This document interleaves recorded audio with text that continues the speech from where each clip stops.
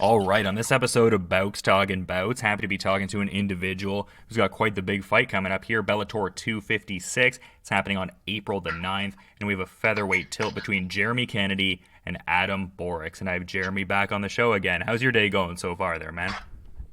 I'm doing good, man. Training's all done for the day, and just actually finished up with a massage, so things are going good. Yeah, the recuperation definitely a key part of the process too, and just getting in great work there in Vegas and stuff like that. Like, how long have you been out in Vegas overall? Because it seems like you've been kicking it there for a meaningful period of time at this point. Yeah, I've been pretty much full time down here for the last few fights and last few years, but with COVID and everything, I actually made the move Boxing Day. I just drove down, and I've been here ever since. I've got a place rented out here. My house back in Canada's rented out, so yeah, pretty much fully moved down here now. Yeah, and just like some amazing stuff that's happened since the last time we talked. Just a lot of, happenings in life in general there, and so much to get into. But something I wanted your insights on just right from the rip. I mean, it seemed like you'd spent a meaningful period of time away from your wife prior to that, last Bellator fight there. I think it was around 50 days or something like that. What was it like to finally get to, reunite after all of that? I imagine that got pretty trying at certain points, I would think. Oh yeah, that was tough. Anybody in a relationship would understand exactly how hard that was. But we were just both very, goal orientated and knew what had to be done and knew it wasn't forever, and it was just short lived, and it got tough at times. But once she came down, she was down for the last few weeks in my camp, and it was perfect. And then since then, we haven't really, been separated. I mean, I came down on Boxing Day. I came down another week or two ahead of her, but she followed me and she made the move now too. So both of us have been down here full time, and now after the fight, we're going to, still be together, and going back to BC to visit. We'll be going together, coming back here together. So it's, we knew exactly what it was at the time, and it was just short-lived, and it was just something we had to get through. Yeah, absolutely. Just, getting out to Langley and stuff like that again. Did you get married mid-August there? I think I was seeing that in a previous article. Yeah, we did. It was kind of like right in the middle, kind of like the little break of COVID where we were able to have a bunch of people together again. Like, it was only about 50 people, but still, it seems like those days are still far away back in BC. But yeah, we were able to have a wedding, not quite the one we had originally planned, but it was perfect. And then it gave me enough time, get back down here and get the whole Bellator thing came about. So everything worked out really well. Yeah, well, that's kind of partly why I posed the question. I was just wondering how many people might have been allowed. So good to hear that you could at least have, a good amount of the family members, albeit probably not the entire pack, but still a good grouping of people there. But I want to talk about this, successful Bellator debut, just getting the unanimous decision there over Matt Bissett and everything like that. Like, what were your thoughts on the performance overall and just like welcoming yourself into the Bellator fold? Yeah, I mean, I was happy with the result. I was happy with how the fight went. I would have loved to have got the finish, but ideally, you're fighting at the world, the best guys in the world, and you're fighting on the biggest stages in the world. It's not always going to go that way, but if you can go in there and get a 30-26, you can't be too hard on yourself. I think it was a good way to introduce myself to the division. It shows what kind of threats I really do pose, and just how dangerous I can be, and how much of a handful I'm going to be with these guys. Yeah, and what was the dynamic like competing with no fans in attendance? Was it similar to like a sparring session almost? Was it altogether very unusual? How would you characterize the feeling of competing with no fans there? Yeah, it was like a little bit of in between, The crowd definitely makes it more of a fight feel, where the no crowd kind of is like a sparring, because you hear your coaches cornering you, and it's a lot more quiet in there, and it's just like some production people and whatnot. But at the same time, you're still trying to inflict the same amount of damage on the guy, and he's doing the same to you. So the whole lead-ups are a little different. The walkouts, the announcements, and all that. You don't have the crowd going crazy when they announce your name and whatever. But as soon as you touch gloves and you get going, it's you're not really focusing on anything else anyways. You know, this guy's trying to hurt you and you're trying to hurt him. Yeah, that's an interesting kind of confluence of both of the things. But I mean, the result was there, so clearly you adapted to it well. But just in talking about this next opponent here, I mean, just Adam Borics, a guy who was, you know, in that featherweight Grand Prix picture at one point, has, you know, back-to-back wins coming into this one. What are your thoughts on just his skill set and what he brings to the table as a martial artist? Oh, he's really good, you know, and he's established in Bellator. That's why out of all the guys I wanted to fight next, he was right on the top of my list. So it worked out really well when his name came across. You know, it's not like I even asked for him. I wanted him, and that's who they sent. You know, that's who they had in mind. So you know, it's a good fight stylistically for both guys. You know, you see where our strengths lay, where he's had trouble.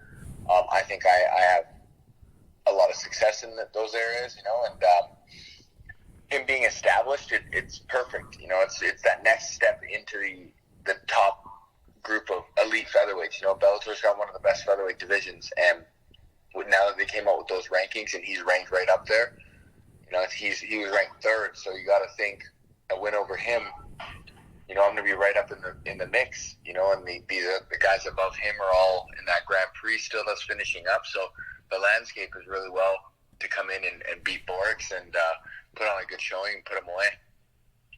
Yeah, and it seems like this fight has been on your radar for a little bit. I think you'd had a late January Instagram post talking about how the next one's going to be a cracker there. So is this something you've had on your radar for a little bit now? Yeah, I've known about it since then. You know, it's been hard to keep quiet about it, but yeah, sure. Yeah, as soon as I got out here, my manager Ali, he knew I wanted to fight. I was eager, so we were just waiting for Bellator to get up and going, you know. So it was pretty cool that they've known their start date is April since, you know, January. So they were able to book all their guys up, and everyone knew they were fighting well in advance. So I lost count, man, at the 14, 15-week camp on this one. Yeah. So it's been awesome. You know, everything's lined up perfectly. I've got the guy I wanted. You know, the rankings are a cool aspect of it now. And it's not like he's an easy opponent. I think he is one of the tougher, more established. He's on a 2-fight win streak, like you said. And he's just a crisp striker.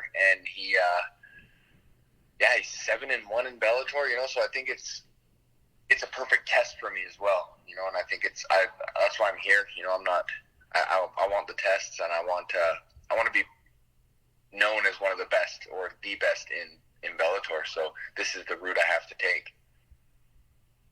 Yeah, man, for sure. And we were talking about that work you've been getting in Vegas and just some of the guys you've gotten to work with, at least historically. I mean, guys like Magomed, Magomedov, Islam, Makhachev, just a couple names out of, you know, a ton of great individuals there. Are there specific, like, I guess, stylistic considerations when you're in there, like, in as far as, like, working with opponents who have similar, I guess, stylistic proclivities, similar physical frames to your upcoming opponent? Like, how much do you, I guess, like, specifically cater, like, the sparring and the preparation to that sort of methodology?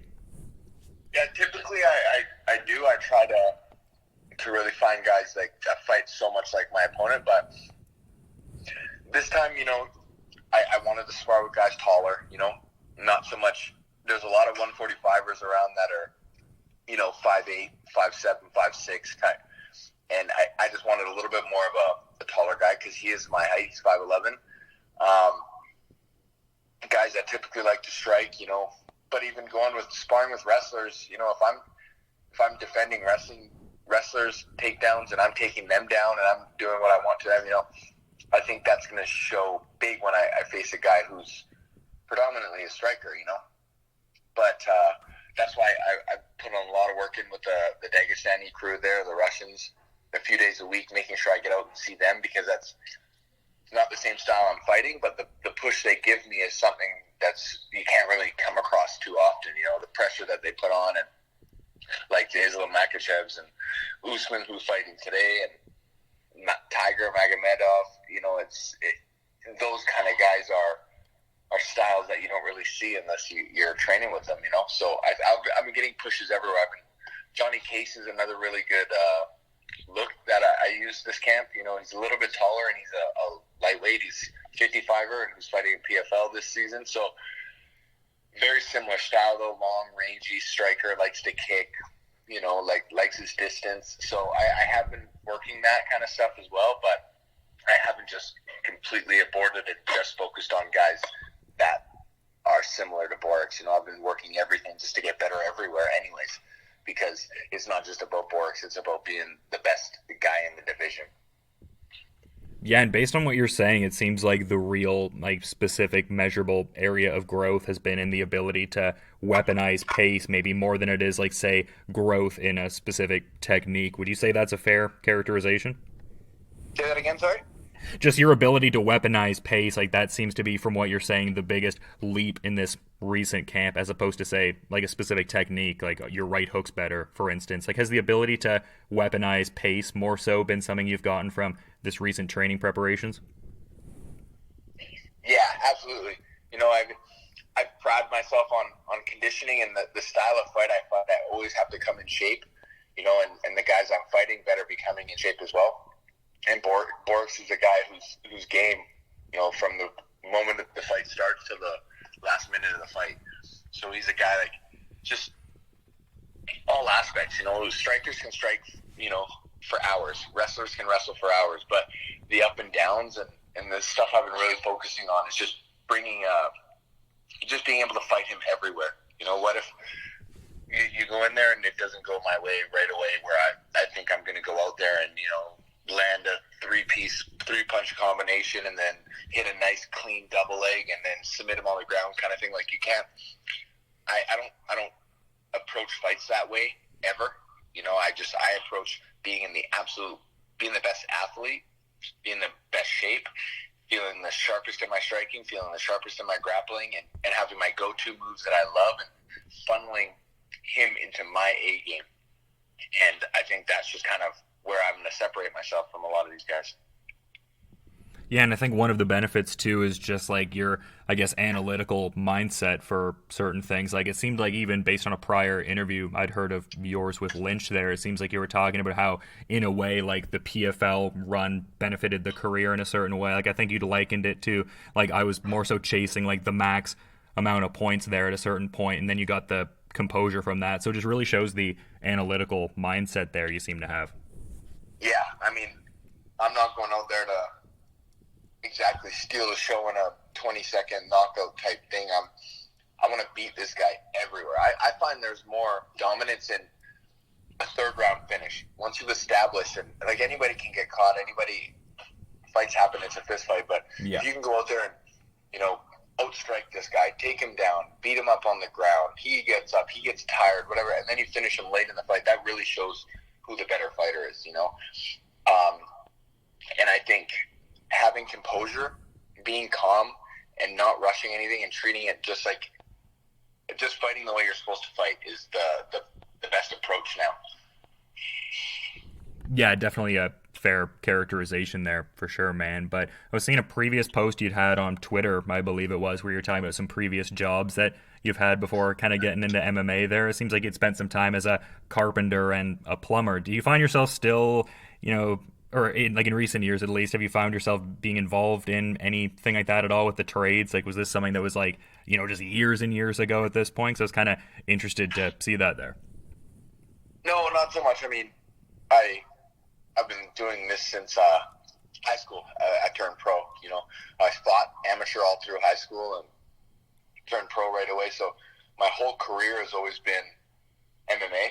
But the trying to make that a living early on is impossible. So summers I would be working construction and on and off. My dad's a plumber, and I was an apprentice plumber with him, and I was doing carpentry for a bit, and I switched over to plumbing, and just to pay the bills, but it was always fighting was number one. And then even now I can't really sit still, so if I go back to BC and the gyms are closed or whatever, I'm still trying to pick up weekend work with my dad or old companies that I've worked with. So I think even as of February of last year, March and May, even after once all the world shut down, but there's still work going on and the PFL season was canceled, I was out working just because I can't sit still. If I'm not training, I got to be doing something to be moving forward and providing and whatnot. So I don't see myself even now, not after this fight, when I'm taking a little bit of a break. I'm sure I'm still be looking to work somewhere, do something. I can't sit still too often. Well, that's partly why I thought to pose the question. I was like, when does this guy have time to be even doing these things? Because he's been a fighter for so long, too. Like, I mean, you've been putting in that work since 2009 over at Relate Church there. Yeah, exactly. I think I was grade 10 at that point. So I was training all through high school, and then I started fighting right away after that, and that's all I've ever known. Yeah, absolutely. Just so much growth and, the time you've put in and stuff like that. But I was seeing this thing going on social media a while ago that I just need some insight on. It was from Marcel Dorf. It was circa October 2019. It was saying Jeremy Kennedy tells me he's not involved in this Brave CF tournament. It was like some advertisement for like an open weight championship that had like Gilbert Yvel and Alex Emelianenko, and your name was in there. And yeah, just can you talk about that a little bit? Because that's just a wild scenario for obvious reasons. That was so long ago. Yeah, they did I was with Brave, and then it was after I was with Brave, I was in the PFL, and it was something about they were doing like open qualifications for this open tournament where you just register online and submit an application or whatever it is. And I just looked at it because I thought it was cool, and I wanted to go through it all and to see who was interested, like who was competing in it and whatever. This is way when it first went online, and I must have clicked submit or whatever, but I didn't really fill anything out or anything. I had to fill my email out to view it. Yeah. But I was more just interested in looking at it. And then, so the old matchmaker of Brave that I was in contact, like I had contact with when I was fighting with him, 3-4 days later, he's like, "Hey, are you still interested in this?" And I was like, "No, not at all." And he's like, "Oh, okay, I thought so."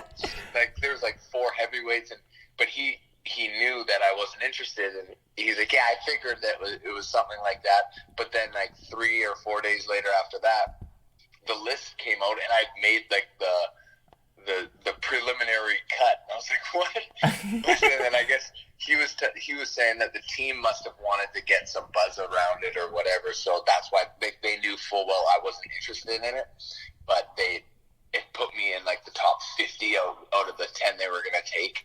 And then that's when Marcel reached out to me and asked about it, and I was like, no, like, they're well aware I'm not doing that tournament and whatever, but I guess it was just to get some clicks or whatever it was. I don't know, but it didn't last long. It was funny. It seemed obvious I wasn't interested in that. Yeah, well, my imagination started wandering with the idea of you fighting like a guy like Amir Ali Akbari, who was in the tournament field. That little featherweight going in there to fight the Emelianenkos and whatnot. Yeah, so I mean, yeah, like you said a while ago, but something that I just had a curiosity question for sure. I'm like, I'm not going to let that one slide. I got to get some insights from Jeremy.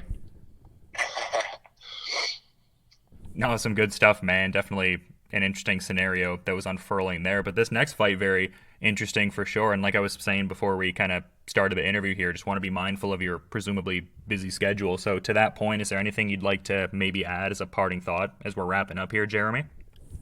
No, man. I mean, you covered it all, really. I mean, I'm just excited for this one.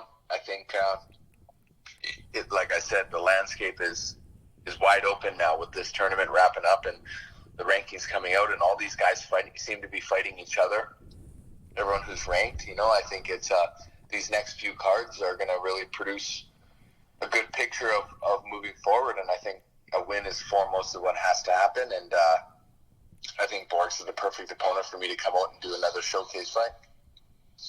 Yeah, it's a high-stakes fight and promises a lot of action, and I think the winner very much finds himself in a good place within the top 5 there. But people can check out that featherweight tilt on April the 9th, Bellator 256 going down when Jeremy Kennedy and Adam Borics step into the cage. Thanks for coming on the show and just giving me some insights again, man. And yeah, just best of luck with the remaining part of the training, just getting to the fight and all, and just have a good rest of your night too, man. I appreciate it, man. Yeah, it's just the weight cut now. That's all. Starving and weight management. Yeah, we're in the home stretch, and yeah, can finally check you out and see the fight in the next few days. So looking forward to that, and yeah, just have a good one, man. I appreciate it, man. Thanks a lot.